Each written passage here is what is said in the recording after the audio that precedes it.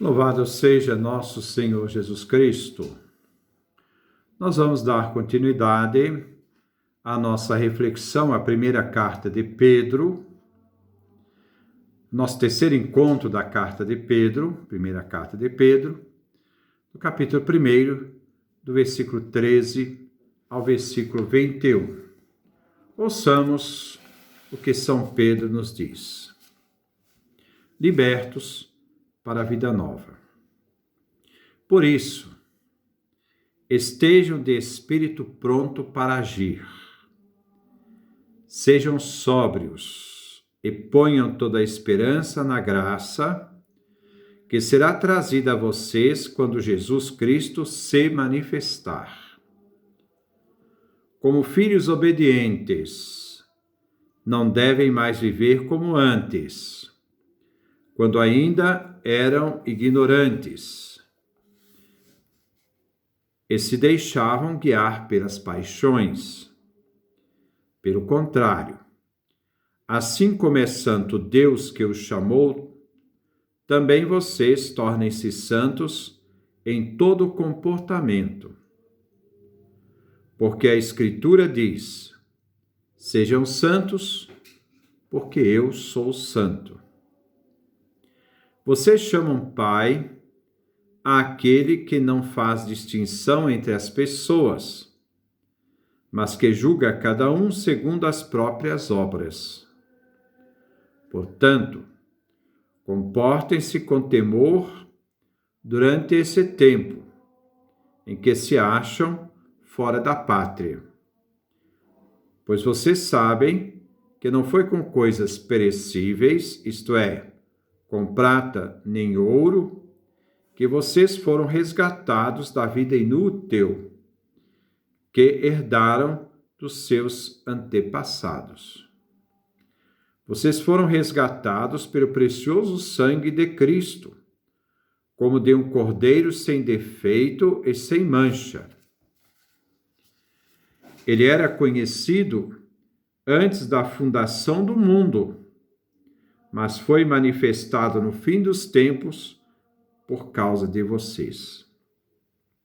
Por meio dele é que vocês acreditam em Deus, que o ressuscitou dos mortos e lhe deu a glória, de modo que a fé e a esperança de vocês estão em Deus. Este é o nosso texto que nós vamos refletir. Vamos caminhar, então, devagar. Versículo 13. Por isso, estejam de espírito pronto para agir. Sejam sóbrios e ponham toda a esperança na graça, que será trazida a vocês quando Jesus Cristo se manifestar.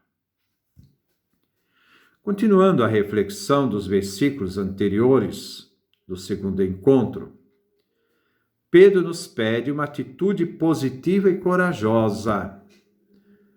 Gente, nós temos que ter uma atitude positiva e corajosa na vida. Nós não podemos nos amedrontar mesmo diante das dificuldades a serem enfrentadas. Trata-se de uma exortação. O verbo está no imperativo. Outra tradução. Portanto, cingi os rins da vossa mente. Então, nós temos duas tradução. Que o espírito estejam de espírito pronto para agir. E outra tradução diz: cingi os rins da vossa mente. A disposição de prontidão do cristão lembra a saída do Egito, que diz o texto do Antigo Testamento: comê-lo-eis deste modo, cingireis vossos rins e tereis sandálias nos pés. Êxodo, capítulo 12, versículo 11.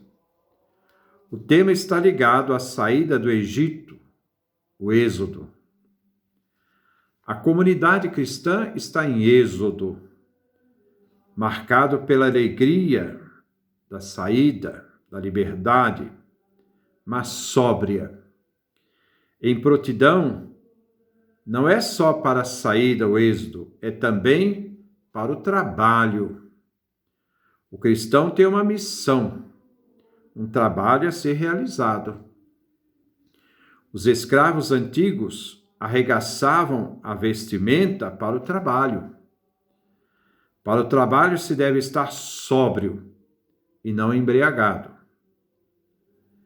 Jesus antigamente vinha nas pinturas antigas representado com as vestes cingidas, mãos arregaçadas, dando-nos a entender que ele é um pastor atarefado, trabalhador. Não é preguiçoso. Meu pai trabalha muito, eu também trabalho, fala Jesus no Evangelho de João. Pedro nos convida a um combate, uma saída, a um trabalhar e caminhar espiritual. O ser humano deve aguçar a sua vontade. É que, na espera da volta do Senhor, esteja o ser humano sempre atento, trabalhando, não embriagado, por tantas coisas que possam nos fazer estar entorpecidos. Versículo 14. Como filhos obedientes, não devem mais viver como antes, quando ainda eram ignorantes e se deixavam guiar pelas paixões. Aqui vem nossa conduta devida. A fé cristã tem uma exigência moral de vivência da fé. Os cristãos são filhos da obediência. A partir do batismo, a mudança de vida é radical. Os vícios do passado não devem manter raízes no presente do batizado e filhos e filhas de Deus. Obedecer em latim significa ob audire, saber ouvir. Ter disposição ativa para ouvir a Deus. O tempo da ignorância passou e não se pode mais guiar pelas paixões, impulsos desordenados, as paixões cegas. A mente do ser humano, que embota a mente humana, que funciona como entorpecentes, que criam dependências psíquicas e físicas, perdemos o sentido da realidade, ficamos embriagados e dependentes, das paixões e nos cegamos. As pessoas ficam tão obsessivas que perdem o sentido da realidade de si mesmo. Nada melhor que ver as paixões como entorpecentes, causam dependência no seu afã de encontrar a felicidade. E quanto mais se apegam aos desejos, mais se afundam, cada vez mais, na destruição de si mesmo e dos outros. Não existem atos neutros. Toda ação traz marcas. Não os cristãos, diante do desafio da vida e na espera do Senhor, não devem em nenhum momento viver das paixões, mas serem sempre sóbrios e vigilantes. Versículo 15. Pelo contrário, assim como é santo Deus que os chamou, também vocês tornem-se santos em todo comportamento, O cristão tem uma referência de santidade, o próprio Deus. Nosso chamado, nossa vocação é divina. É Deus que nos chama. Indica uma atitude ética ao chamado diante daquele que é santo. A exigência de sermos santos como Deus o é. Participamos da vida divina e da sua santidade.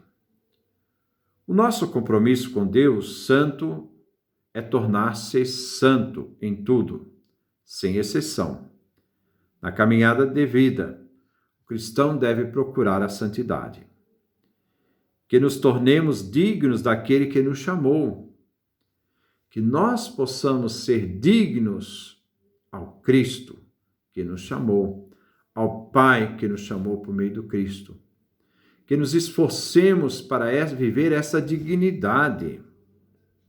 Somos chamados a participar dessa santidade na realidade humana e passageiras, nessa duração da vida que nós temos, porque nossa vida teve um início, mas pode ter certeza que ela terá um fim.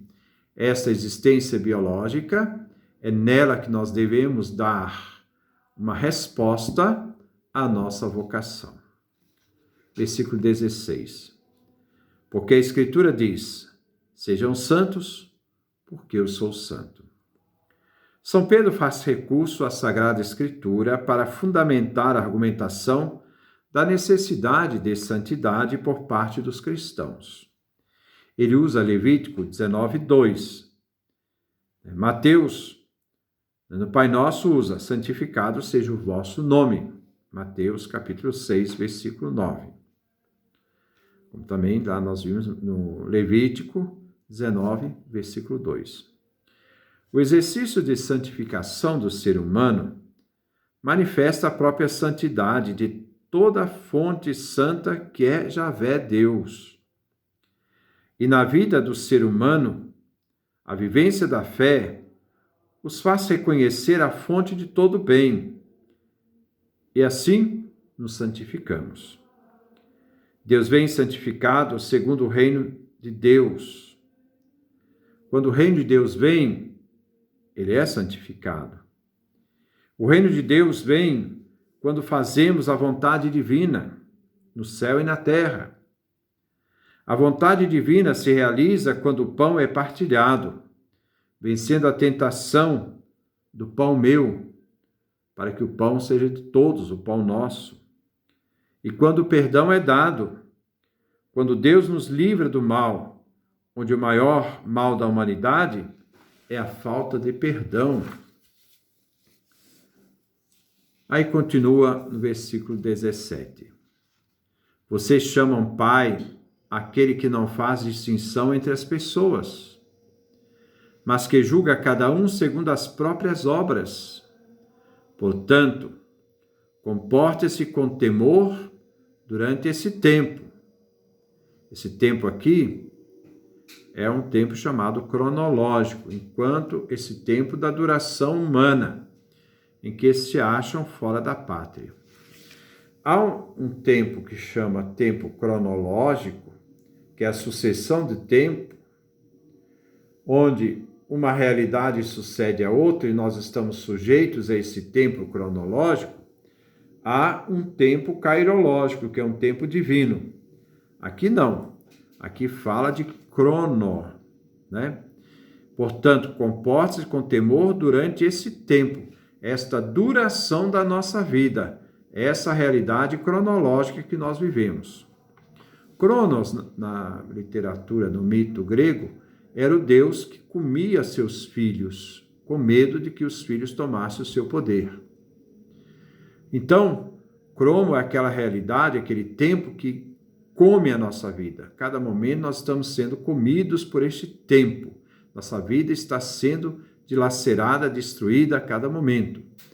E é nesse crono, neste tempo, nessa duração, durante esse tempo, que nós devemos nos comportar. Deus é Pai. A santificação de Deus em nossas vidas nos faz capazes de chamar a Deus de Pai. Pai de todos, sem exceção. Pai nosso. Deus não faz distinção de pessoas, conforme diz Deuteronômio, capítulo 10, versículo 17. Deus é imparcial, é incorruptível. Você pode comprar político, você pode comprar líder religioso para calar a boca, você pode comprar para poder obter vantagens, você pode comprar empresário, você pode comprar a verdade, mas Deus não se corrompe. O ser humano é corrompível, Deus não. E durante a nossa existência neste mundo efêmero, um mundo passageiro, devemos viver no temor, um amor reverencial, nesse tempo histórico, cronos, longe da pátria definitiva. Essa pátria definitiva é o nosso kairos, o reino de Deus. Este é o absoluto, é o valor maior que tudo faz relativo. As obras que realizamos neste mundo, o próprio Deus as julgará. Então, somos responsáveis por aquilo que construímos neste mundo. Somos peregrinos neste mundo, porque definitivo é nossa pátria, a pátria do reino de Deus. Versículo 18. Pois vocês sabem que não foi com coisas perecíveis, isto é, com prata nem ouro, que vocês foram resgatados da vida inútil que herdaram dos seus antepassados. Deus salva resgatando. O ato de salvar é divino, só Deus salva. Mas, como Ele salva? Por meio do resgate. O resgate é o meio pelo qual Deus realiza a salvação. Alguém, quando é sequestrado, o sequestrador impõe uma certa quantia para pagar o resgate pela pessoa. E pagando o resgate, eles libertam a pessoa do cativeiro. O ser humano foi sequestrado pelo mal, que o conduziu à morte. Deus aceitou pagar o preço deste resgate, então a salvação, e assim libertou a humanidade. O preço que Deus pagou para nos libertar não foi de coisas perecíveis, coisas deste mundo, da ganância deste mundo, que fomenta essa ganância, que o ser humano é capaz de vender a alma para ter a riqueza deste mundo. E a perda dos critérios morais para ter a riqueza deste mundo. Então, não foi com prata nem ouro o preço do resgate, coisas perecíveis. O resgate feito, que nos libertou da vida inútil antes do batismo, mas também a vida que Cristo deu por nós na cruz. O que herdamos do passado ficou para trás. O que temos agora é a nossa vida, pois somos cidadãos da pátria eterna. Então, ele diz: vocês foram resgatados pelo precioso sangue de Cristo, como o de um cordeiro sem mancha. Que beleza! O preço do nosso resgate foi o precioso sangue de Cristo. Deus nos salva resgatando, Ele paga o preço do sangue de Cristo. Este sangue derramado na cruz, que lavou nossos pecados. Este sangue que Jesus deu. Mas quem é que deu este sangue a Jesus? Foi Maria. Sangue pertence à humanidade. Deus não tem sangue. Deus fala lá à samaritana, Deus é espírito. E quando Jesus aparece vivo, no final do capítulo 24 do Evangelho de Lucas, ele aparece vivo lá, os discípulos pensam que estão vendo o Espírito, Jesus diz, não, sou eu. Um Espírito não tem carne nem ossos, como vedes que eu tenho. Isto é, o Espírito é incorpóreo, o Espírito não tem carne nem osso. Jesus ressuscitado tem carne e osso. É aquele que foi concebido numa vida passível de morte por Maria e que ressuscita, trazendo essa mesma vida dada por Maria, agora não mais passível de morte, né? Uma vida imortal. Então foi Maria que deu a Jesus deste sangue. O DNA de Maria é o DNA de Jesus. O DNA mitocondrial de Maria corresponde ao DNA que ela deu a Jesus. Jesus todo inteiro é de Maria. Né? Se você imaginar, se para trazer aquela identidade de um ser humano precisa de DNA masculino e feminino, Jesus é 100% de Maria. Ele deveria parecer muito com sua própria mãe. A divindade não tem sangue. Maria deu Jesus a matéria da redenção, o sangue, o preço do nosso resgate. Pedro faz uma analogia. Como de um cordeiro sem mancha, um cordeiro pascal, que nos faz passar da morte para a vida. Deus nos salva pelo resgate do sangue do seu Filho amado, que nos amou até a cruz. Versículo 20. Ele era conhecido antes da fundação do mundo, mas foi manifestado no fim dos tempos por causa de vocês. Jesus Cristo afirma Pedro, era conhecido antes da fundação do mundo, do cosmos. Aqui se trata da pré-existência de Cristo, que é anterior à criação. Né? Este que existe antes do mundo, do cosmos, era conhecido por quem? Era conhecido por quem? Pelo Pai eterno. É aquele que foi manifestado no fim dos tempos. Então, né, a realidade que se esperava para o fim da história, para nós cristãos, é uma realidade presente em Cristo. Preste atenção ao texto. O texto diz: ele era conhecido antes da fundação do mundo. Por quem? Pelo Pai. Mas foi manifestado, o verbo está no passado. Então, é uma manifestação que já realizou no fim dos tempos. Então, essa realidade que marcou a história no passado da manifestação de Jesus, que derrama seu sangue na cruz como preço do resgate, é a realidade dos fins do tempo já presente na história.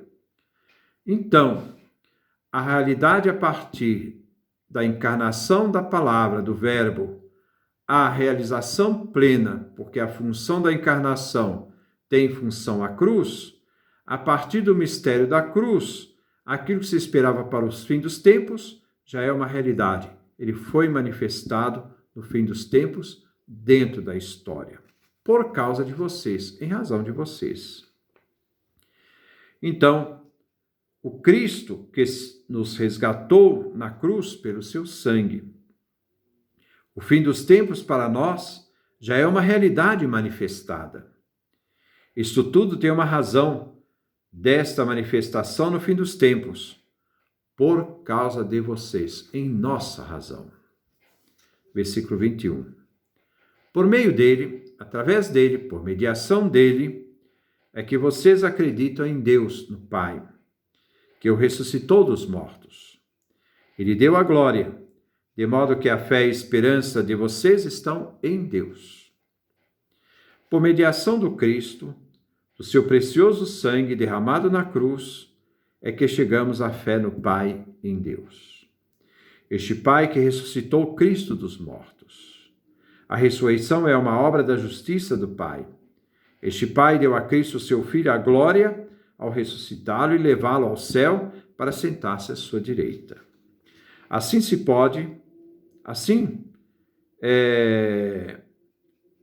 chegou, né, a nossa compreensão de fé e esperança, porque nossa fé e esperança, elas estão em Deus, Pai, que nos resgatou por meio do sangue do Cristo, seu Filho, né? Este que existia antes da fundação do mundo e que nos fins dos tempos, na sua ressurreição, foi manifestado por nós. Nossa fé e nossa esperança se fundamentam em Deus Pai, princípio e fim de toda a ordem da salvação.